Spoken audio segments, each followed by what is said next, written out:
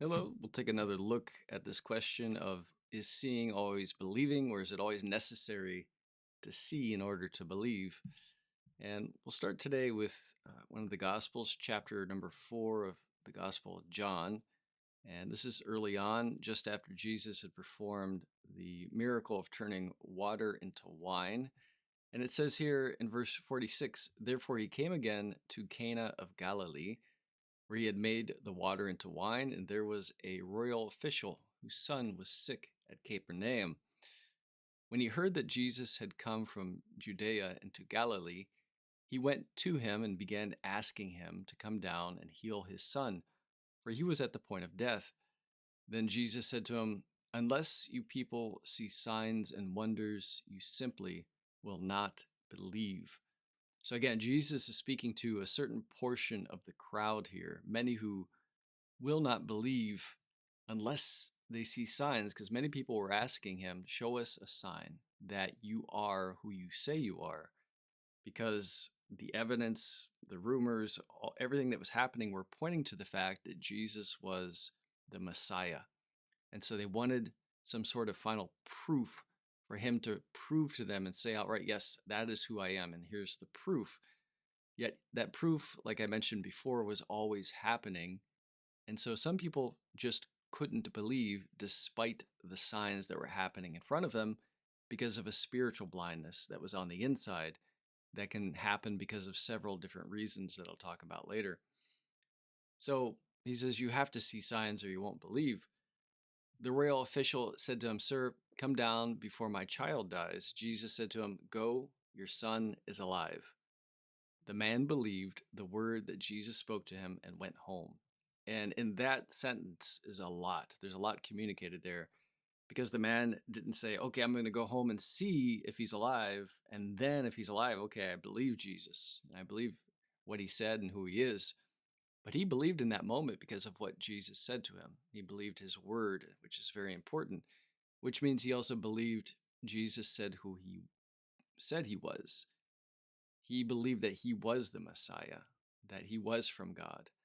So in believing in that moment without seeing, he was proving his spiritual sight over his physical sight. And as he was now going down, his slaves met him saying that his son was alive. So he believes Jesus. He goes towards home, and on the way home he runs into these servants and they're like, your son, he's better, he's alive. So he inquired of them the hour when he began to get better. They said to him, yesterday at the seventh hour, the fever left him. So the father knew that it was at that hour in which Jesus had said to him, your son is alive. And he himself bowed down, or I'm sorry, and he himself believed, and his entire household. This is again a second sign that Jesus performed when he had come from Judea into Galilee. So again, Jesus was constantly performing signs. Not everybody believed, even though they had seen those signs. Many followed him because they were intrigued, but there was still a blindness within him that had not been dispelled, just like Thomas. Thomas had seen everything all the way up to the resurrection until he finally believed. So the question is, how many signs does a person need to believe? How many times does God have to reveal himself to them before they believe? Because God always still requires some faith that I won't always see perfectly clearly before me physically with my eyes and touch like Thomas touched Christ risen before me. That was unusual. And that's why Jesus told Thomas, you believe because you've seen me and you touched me, but blessed are they who do not see and yet believed. So he's speaking of everybody else after that who would believe, even though they haven't seen physically. So we'll take a look at some of the history of this, how often people were asking Jesus, show us a sign.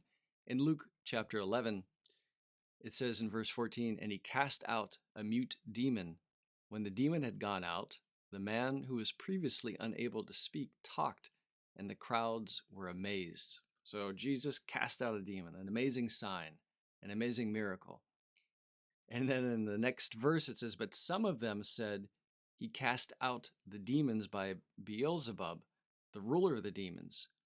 Others, to test him, were demanding a sign, were demanding of him a sign from heaven. So Jesus literally performs a sign, and they're like, "Show us a sign," not realizing he just performed a sign, but yet it wasn't good enough for him because, again, there was an internal spiritual blindness within them. In the book of Mark, chapter 8, again, here we see the same pattern. It says, "And the Pharisees came out and began to argue with him, demanding from him a sign from heaven to test him. Sighing deeply in his spirit, he said, 'Why does this generation demand a sign? Truly, I say to you, no sign will be given to this generation.'" So this is really interesting because, again, you see Jesus is troubled. And he's troubled in an interesting fashion because he knows that no matter what he did, they wouldn't believe. There was something within them that did not want to believe, despite the fact that he was healing the lame, causing the lame to walk, healing the blind, causing them to see, even those that were blind from birth, bringing the dead back to life, turning water into wine, constantly performing signs. But yet, because of the hardness of their heart, they wouldn't believe, no matter how many signs they saw. And so he says, "Truly I say to you, no sign will be given to this generation." And it's interesting because he gave sign after sign after sign, yet there was no sign, even his resurrection, that would have been good enough for that generation, which is symbolic essentially of everybody who refuses to believe, despite all the evidence to the contrary of God's truth, of his existence, and of Christ being the Savior. And it says, "And leaving them, he again embarked and went away to the other side." So again, Jesus knew no matter what he did, there was nothing that they could see physically that would remove their spiritual blindness. In Mark chapter 12, verse 38, it says, "Then some of the scribes and Pharisees said to him, 'Teacher, we want to see a sign from you.'" So again, it was constant, the same idea of people asking for a sign. And we see that now. We see people who are very skeptical, not just of Christ, but of anything spiritual, because they place everything on what is physical rather than spiritual. And the world is really geared towards that, not to be spiritual, but to be materialistic. The idea of the scientific method being that if I can't see it or touch it, then it doesn't exist. There's no proof of that thing. So again, when he gets this request, it says, "He answered and said to them, 'An evil and adulterous generation craves a sign, and so no sign will be given to it except the sign of Jonah the prophet.'" So again, in one sense, there is no sign because they're blind to it. They don't see it, they miss it, it passes by. In the same way that many people now constantly have signs that God has put into their life, that He is real and He's reaching out to them, but yet they ignore all of those signs. And so Jesus says, "I'll give you the sign of Jonah." And what was that? He says, "For just as Jonah was in the stomach of the sea monster for 3 days and 3 nights, so will the Son of Man be in the heart of the earth for 3 days and 3 nights." So he's speaking here of his resurrection, his death, and his resurrection specifically. He says, "The men of Nineveh will stand up with this generation at the judgment and will condemn it because they repented at the preaching of Jonah. And behold, something greater than Jonah is here." So again, Jonah was an early precursor or a sign pointing forward to Christ. He was in the belly of the whale, perhaps died for 3 days, and then went to Nineveh. Nineveh wasn't Jewish. It wasn't a Jewish place. It was the Assyrians, and they didn't believe in God. They believed in different gods at the time. But Jonah went and preached, and the men of Nineveh believed. Part of that was there was a sign because Jonah and his appearance were likely really distinct to them. Because being in the belly of the whale, he may have been bleached. He may have looked like a dead man walking. But they believed his word. It wasn't a sign that was so obvious to them. They thought, well, this has to be true because of the miracle he's performing. They believed him at his word. And that's what God values as well, as us taking him at his word and having the spiritual sight and discernment to believe him as well.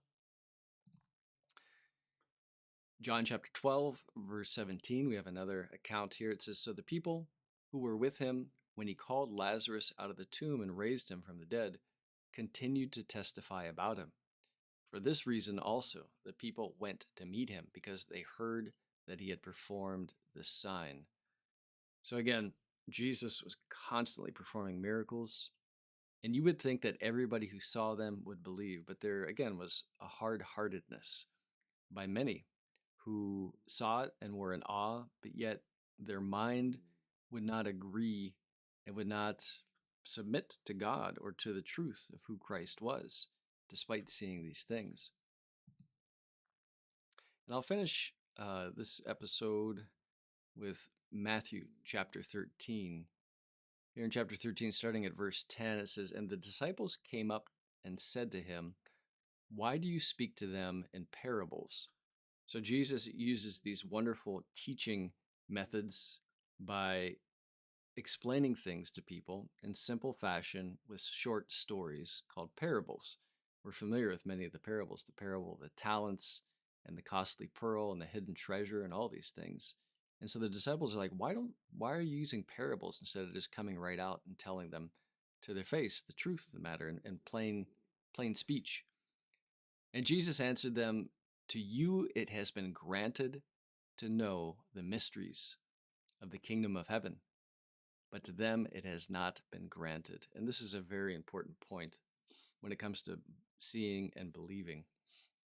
A lot of faith is granted, and you could argue all faith is granted directly from God Himself to us.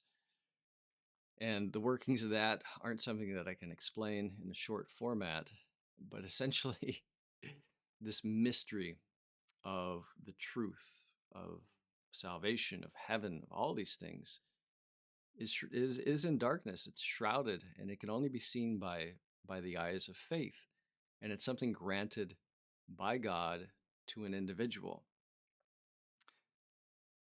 Everybody is able to see it, but again, many people resist it or suppress that truth, and for that reason, it remains a mystery to them. It remains shrouded and unseeable. He says, "For whoever has, to him more shall be given, and he will have an abundance. But whoever does not have, even what he has shall be taken away from him. Therefore I speak to them in parables, because while seeing, they do not see." So again, this points to the fact that there's a physical sight and a spiritual sight. And he says, "And while hearing, they do not hear, nor do they understand." So there's, again, something deeper going on that everybody can believe. Everybody has seen enough evidence to have faith, yet not everybody has, because something happening internally, that spiritual blindness, a resistance, a hardness that doesn't allow them to see this mystery that God wants to reveal to them. And so he goes on to talk about a prophecy from the book of Isaiah that pointed to the same fact. He says, "And in their case, the prophecy of Isaiah is being fulfilled, which says, 'You shall keep on listening, but you shall not understand. And you shall keep on looking, but shall not perceive. For the heart of this people has become dull. With their ears they scarcely hear, and they have closed their eyes. Otherwise they might see with their eyes, hear with their ears, understand with their heart, and return, and I would heal them.'" So again, you have all these spiritual senses. You have this heart, the spiritual heart, the spirit itself of man that has become dull and blind and unable to see, deaf, not able to hear or understand or perceive truths. And this is the effect of sin. This is the effect of cynicism in the heart, or hatred or resentment towards God, as it dulls the senses. And that's such a dangerous thing for anybody to experience, because then a sign can be put right in front of someone and they don't see and don't believe. And that's a scary situation. He ends by saying in verse 16, "But blessed are your eyes because they see, and your ears because they hear." And again, he's not talking about their physical eyes and ears, but he's talking about their spiritual eyes and ears. It's a blessing that God grants us. Seek and you shall find. That's the notion, that when you truly want to see God and you ask Him to reveal Himself to you, He will. He will give you signs, He will show you. But you can't have a hardness of heart. You have to have an open heart towards wanting to believe and wanting to know Him.